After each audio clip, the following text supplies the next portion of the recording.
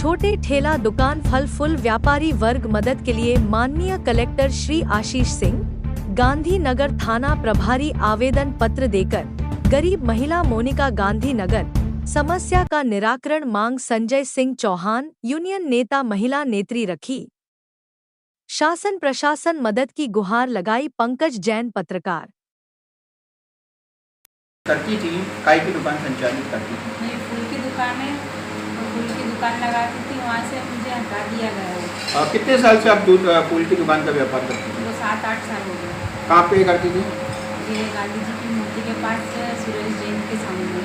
कौन लोग आपको शारीरिक मानसिक यातना देते हैं, दुकान हटाने की धमकी देते हैं, दुकान हटाते हैं? बड़े लोग ने जो हमको दुकान आप ये बताओ, बड़े लोगों में कौन है, क्या नाम है उनका, किन लोगों ने आपको परेशान किया? नाम बताओ। नाम है उनका सुरेश जी। कहाँ रहते हैं ये? गांधीनगर में। माननीय मुख्यमंत्री डॉक्टर मोहन यादव, जिला collector Ashish Singh, IG DIG से क्या मांग करती हैं? मैं उनसे ये मांग करती हूँ कि कृपया मुझे वहाँ पर दुकान लगाने दिया जाए और मुझे व्यवसाय करने दिया जाए, जिससे मैं अपने परिवार का भरण पोषण कर सकूँ। इसकी शिकायत आपने कहाँ दर्ज की?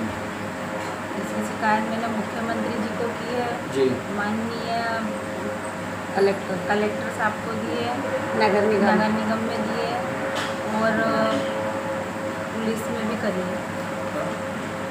आप वहाँ पे ये ठेला लगाते हैं, कितने वर्षों से लगाते हैं आप?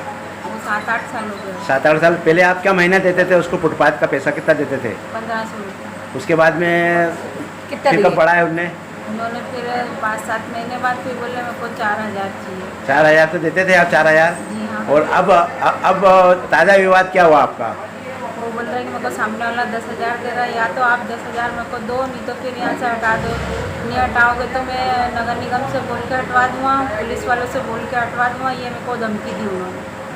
अब आप इंदौर महापौर भार्गव जी और इंदौर कमिश्नर शिवम वर्मा जी से आप हाथ जोड़ के क्या विनती करते हैं? उनसे हाथ जोड़ के यह निवेदन करना चाहती हूँ कि कृपया वो मुझे वहाँ पे व्यवसाय करने दिया जाए और मेरे परिवार का भरण पोषण करने दिया। अच्छा, आप ये बताइए, जो किस समाज से हैं आप? मैं भी ठाकुर। गिल समाज ठाकुर समाज से। हाँ। तो आप ये बताओ कि जो पैसे का जो लेन देन करते थे, तो आपको क्या कुछ रसीद वगैरह देते थे क्या? जी नहीं।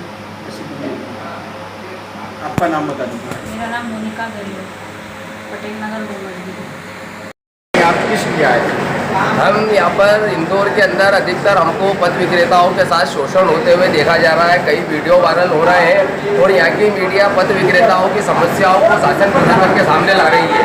मगर इंदौर कलेक्टर महोदय के पास हम आए हैं कि 2014 में स्ट्रीट वेंडर एक्ट संसद में पास हुआ है। उसके बाद नगरीय आवास एवं विकास विभाग मंत्रालय द्वारा 2017 के अंदर रूल स्कीम बनाई गई है। उसके बाद 2020 के अंदर सभी नगर निगम और नगर परिषदों के अंदर town vending committee TVC committee बनाई गई है, जिसे बाजार विक्रय समिति कहते हैं। यह तय करेगी कि कहाँ पर हाकर बैठ के अपना रोजगार करेगा, उनको सुविधाएं मुहैया कराई जाएगी, उन लोगों के लिए कार्य योजना बनाई जाएगी, उनको रोजगार करने के लिए हाकर जोन बनाए जाएंगे। और जो बाजार 40 साल से पुराने बाजार है, जहाँ पर पथ विक्रेता बैठ के रोजगार करता है, 2014 एक्ट के अनुसार उसे प्राकृतिक, पारंपरिक और हेरिटेज बाजार घोषित किया जाना है। जो कि यहाँ के पारंपरिक जो बाजार हैं, जैसे राजवाड़ा, वो पारंपरिक बाजार था जिसे यहाँ की नगर निगम ने नष्ट कर दिया है। सौंदर्यीकरण और विकास के नाम पर रोजगार करने वाले पथ विक्रेताओं का शोषण किया जा रहा है, उन्हें हटाया जा रहा है। नगर निगम की रिन्यूअल गेम जो होती है, उसमें जो कर्मचारी होते हैं वो आधे से ज़्यादा आदतन अपराधी होते हैं, महिलाओं से बदसलूकी करते हैं। टाउन वेंडिंग कमेटी के सिफारिश पत्र के बिना कहीं पर भी कोई सामान अगर जब्त किया जाता है तो उसका सीजर मेमो देना चाहिए। ये सीजर मेमो नहीं देते हैं और अब ये चीज़ें एक प्रकार से सीजर मेमो ना देते हुए सामान जब्त करना एक प्रकार से लूट का काम है। और इसी प्रकार से पथ विक्रेताओं को परेशान किया जाता है। गांधीनगर में रहने वाली मोनिका बाई, जो कि वहाँ पर फुटपाथ पर बैठ कर रोजगार करती है, फुटपाथ के पीछे स्थायी दुकान संचालक सुरेश जैन द्वारा उससे वहाँ पर खड़े रहने के 4000 रुपये माह लिया जाता था और उससे 10,000 रुपये माह की मांग की गई। ऐसा उनने हमें लिखित एक आवेदन नेशनल हाकर फेडरेशन को दिया था।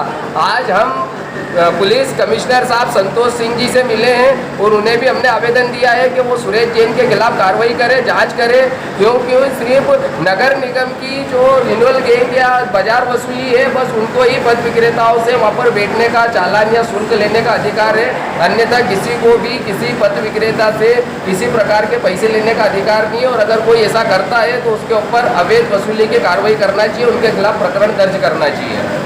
आपका परिचय? मेरा नाम संजय सिंह चौहान है और मैं नेशनल हॉकर फेडरेशन का मध्य प्रदेश का जनरल सेक्रेटरी हूँ।